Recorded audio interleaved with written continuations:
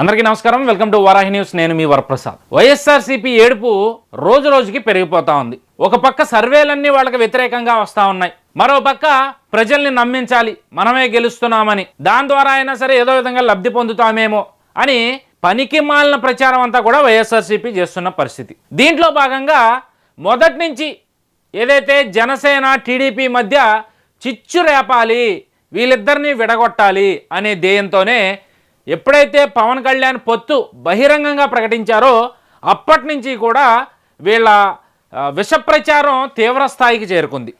ఎందుకు అంటే వీళ్ళకి భయం.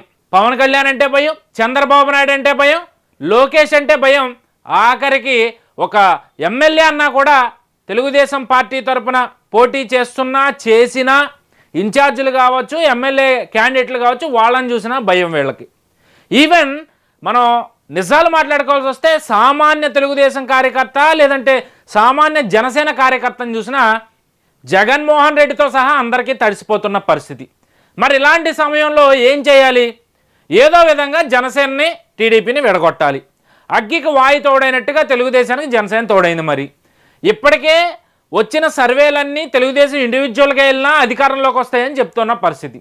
అదే జనసేనను కలిపి కనుక తీసుకెళ్తే 140 నుంచి 160 స్థానాల్లో దాదాపుగా టీడీపీ జనసేన ఉమ్మడి కూటమి అధికారంలోకి రాబోతుందని చెప్పి సర్వేలన్నీ చెప్తా ఉన్నాయి.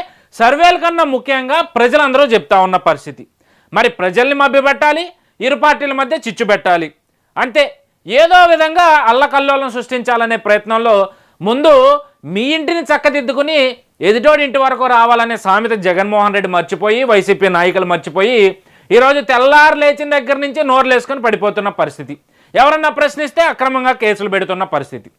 ఈరోజు ముఖ్యమంత్రి పీఠం మీదే ప్రధానమైన చర్చ అంతా కూడా ఈరోజు రాష్ట్రం అంతా వైఎస్ఆర్సీపీ నడుపుతూ ఉంది. అంటే మాట్లాడితే సింహం సింగిల్ అంటారే, మరి సింహం సింగిల్గా వచ్చినప్పుడు అవతల పార్టీలు ఎన్నికలు వస్తే మీకేంటి నొప్పి, మీకేంటి భయం? వదిలేయండి, మీ పని మీరు చేసుకోండి. మీరు చేసిన అభివృద్ధి ఏంటో లేదంటే మీరు చేసిన పనులేంటో ప్రజల వద్దకు వెళ్ళి ప్రజల్లోకి వెళ్ళి వాళ్ళకి చెప్పుకుని మళ్ళీ అధికారంలోకి రావడానికి ప్రయత్నం చేయండి.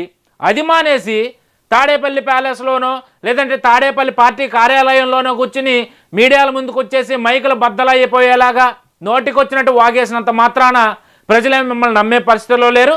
మరీ ముఖ్యంగా అటు తెలుగుదేశం నాయకులు కానీ, తెలుగుదేశం కార్యకర్తలు కానీ, జనసేన నాయకులు కానీ, జనసేన కార్యకర్తలు కానీ చాలా క్లియర్గా ఉన్నారు. పవన్ కళ్యాణ్ ఇప్పటికే చాలా పలుమార్లు చెప్పిన పరిస్థితి, చాలాసార్లు ఏమని, 10 ఏళ్ల పాటు తెలుగుదేశం జనసేన కలిసి ఉండాల్సిన అవసరం ఎంతైనా ఉంది. రాష్ట్రాన్ని బాగు చేయాలంటే అనుభవజ్ఞుడైన నాయకుడే ఈ రాష్ట్రానికి ముఖ్యమంత్రి కావాలి. ఒకవేళ నేనే కనుక ముఖ్యమంత్రి అవ్వాలి అంటే దానికి తగ్గ ఓట్లు మీరు వెయ్యగలరా అని చెప్పి తన కార్యకర్తలనే ఆయన ప్రశ్నించిన పరిస్థితి. ఇంకా మరి ఇక్కడ చిచ్చు పెట్టాల్సిన పరిస్థితి ఏముంది? ఇప్పుడు లోకేష్ ఏమన్నాడు? మీ విషప రాతలు ఎట్లా ఉన్నాయి? ముఖ్యమంత్రి చంద్రబాబు నాయుడు అని పవన్ కళ్యాణ్ ఒప్పేసుకున్నాడు అని చెప్పి మీరు డైరెక్ట్గా చెప్పేస్తున్నారు, డైరెక్ట్గా రాసేస్తూ ఉన్నారు. కానీ లోకేష్ చెప్పింది ఏంటి? పవన్ కళ్యాణ్ గారే 10 ఏళ్ల పాటు ఈ రాష్ట్రానికి అనుభవజ్ఞుడైన నాయకుడు ఉండాల్సిన అవసరం ఉంది అని ఆయనే ఒప్పుకున్నారు. కాబట్టి చంద్రబాబు నాయుడే ముఖ్యమంత్రి, అందులో డెఫినెట్గా ఎలాంటి సందేహం లేదని అన్నారు తప్పితే పవన్ కళ్యాణ్ చంద్రబాబే ముఖ్యమంత్రి అన్నాడని చెప్పి ఎక్కడ అనలేదే. ఈవెన్ ఒకవేళ అన్నారే అనుకోండి, తప్పే ఉంది అందులో. ఈరోజు పవన్ కళ్యాణ్ చాలా స్పష్టమైన దారిలో ఉన్నారు. ఆయన కార్యకర్తలకు కూడా అదే సందేశాన్ని ఇస్తూ ఉన్నారు. అండ్ కార్యకర్తలు కూడా తన నాయకుడు ఏదైతే చెప్తా ఉన్నారో ఆ విధంగానే నడుస్తూ ఉన్నారు. ఈరోజు మీరు ఎంత విష ప్రచారం చేసినా ఇంకా 10 ఏళ్ల పాటు మీరు తెలుగుదేశం జెండాలు మొయ్యాల్సిందే, లేదంటే మీ నాయకుడు మీరు ఎంతవరకు తెలుగుదేశానికి ఊడిగం చేయాల్సిందే. అరే బాబు, ముందు మీ ముడ్డి కింద ఉన్న నలుపు చూసుకుని ఎదుటాడు గురించి మాట్లాడడం నేర్చుకోండి. మీరు ఓడిపోతున్నారనే భయమే కదా ఈరోజు మీడియాల ముందుకు వచ్చి జనసేన తెలుగుదేశాన్ని విడదీయాలని చూస్తూ ఉన్న పరిస్థితి కనిపిస్తూ ఉంది. నిజంగా ఈరోజు హరిరామ జోగయ్య గారు పెద్ద ఆయన వయసుకైనా మనం గౌరవం ఇవ్వాలి. సార్, మీ తరం అయిపోయింది, మీరు సైలెంట్గా కూర్చోవాల్సిన సమయం వచ్చింది. ఇప్పుడు పవన్ కళ్యాణ్ కానీ, చంద్రబాబు కానీ, ప్రతిపక్ష పార్టీలు కానీ ఏం చెప్తా ఉన్నాయి? ఈరోజు రాష్ట్రంలో కులాలకి మతాలకి అతీతంగా రాజకీయం చేయాల్సిన అవసరం ఉంది, కులాలకి మతాలకి అతీతంగా ఈరోజు రాష్ట్రాన్ని అభివృద్ధి పదంలో ముందుకు తీసుకెళ్లాల్సిన అవసరం ఉంది అని చెప్పి నొక్కి ఒక్కాడిస్తున్న తరుణంలో మీలాంటి వాళ్ళు లేఖలు రాసి ఏం సందేశం ఇద్దామని?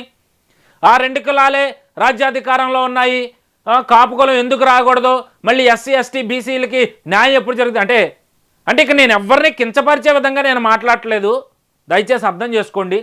ఒక సీనియర్ నాయకుడిగా, సీనియర్ సిటిజన్గా మీరు మంచి సలహాలు ఇవ్వాల్సింది పోయి కులాలని తెర మీద తీసుకొచ్చి ఒక మంచి దారిలో వెళ్తున్న వ్యక్తులను చెడగొట్టాలనే ప్రయత్నం చేయడం కరెక్ట్ కదా హరిరామ్ జోగి గారు, అది గుర్తుపెట్టుకోండి.